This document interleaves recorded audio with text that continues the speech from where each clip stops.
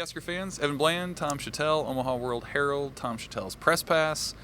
The last press conference of the regular season with Matt Rule today on a Monday at least. Yeah. It's Iowa week. A lot of good thoughts again from the head coach today, Tom. You've called it Message Monday. It's very much that.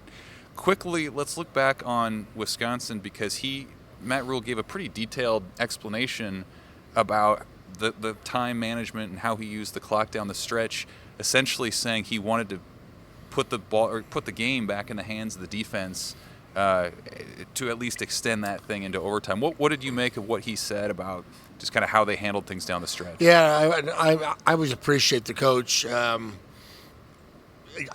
giving us, laying it out for us why he did it. I mean, some coaches would just dismiss it. He wasn't actually asked about that that part of the game. He brought it up himself.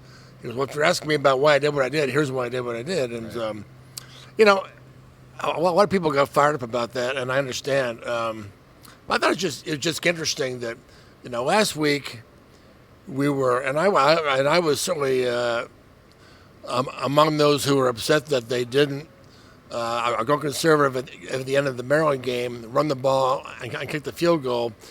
Why take a shot at the end zone when your passing game has been, it's been risky at best. That's saying it polite.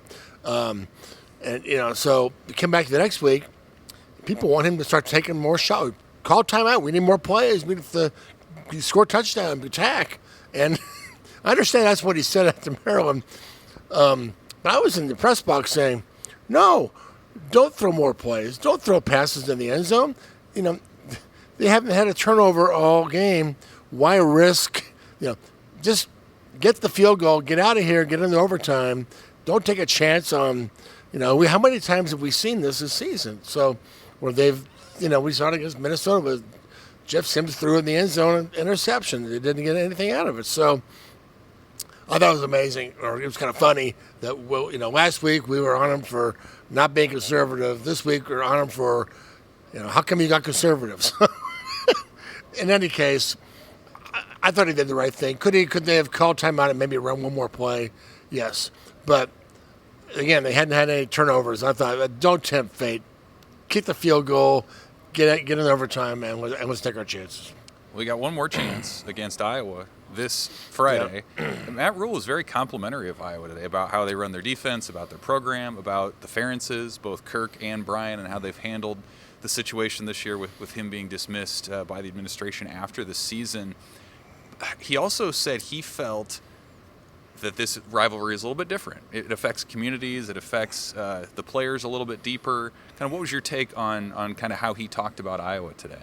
Yeah, every head coach, compliments the next one, whatever the record is. And so I really felt like he was genuinely, as a football guy, he really appreciates what Iowa's doing. And, he talked about how I think he wanted to hire Brian Ferentz as an offensive line coach. I mean, nobody points that out, that Brian Ferentz is one of the great offensive line coaches in the game. And he also knows the run game very well. So, I mean, he just probably shouldn't be calling plays or being an offensive coordinator in charge of the whole offense. But on the other hand, maybe that's what Iowa wants him to do. But in any case, he's going to be out. But I just felt like he was like it was genuine. He wasn't. I think he likes college football. He likes rivalries, and I think this is a good one. And I really think this game is the definition of a rivalry game in a lot of ways. People wonder, well, what's Iowa got to win here? They've already clinched the Big Ten West. Well, when you're a rival, if you can ruin the season for your rival, then it's an unbelievable opportunity. And Iowa has a chance to come in here and keep Nebraska from going to a bowl game. For a rival, that's a lot. So I expect Iowa to come in here playing loose. The question is, will Nebraska be tight?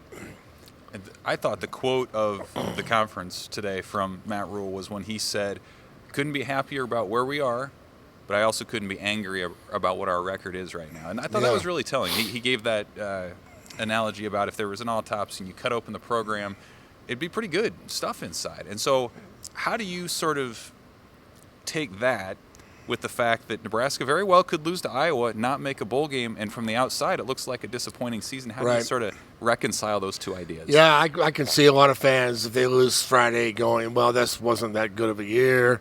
Could have been better. They didn't go to a bowl game. They're getting teased. They got to 5 wins with 4 left. They're so close. But he pointed out today, and I thought he's not setting it up in case they lose to have a bunch of, well, it was a great year. I think he honestly believes that they've done a lot of good stuff with the development, the locker room, the chemistry. He's talked about a lot of guys who are going to play next year already, and he'd love to go to a bowl to get them practices. So I think it'll be a case where they've already had a good year. Can it be a better year? But trying to explain to people that it was a good year without that bowl bid right now is going to be tough. Well, lots coming up. Transfer portal opens on December 4th. Maybe some bowl practices for Nebraska. Maybe not. Regardless, hope everybody has a great Thanksgiving. Enjoy the game on Friday. Enjoy actual football with some steaks or some turkey, whatever you prefer. For Tom, I'm Evan. Thanks for watching, Husker fans. Hey.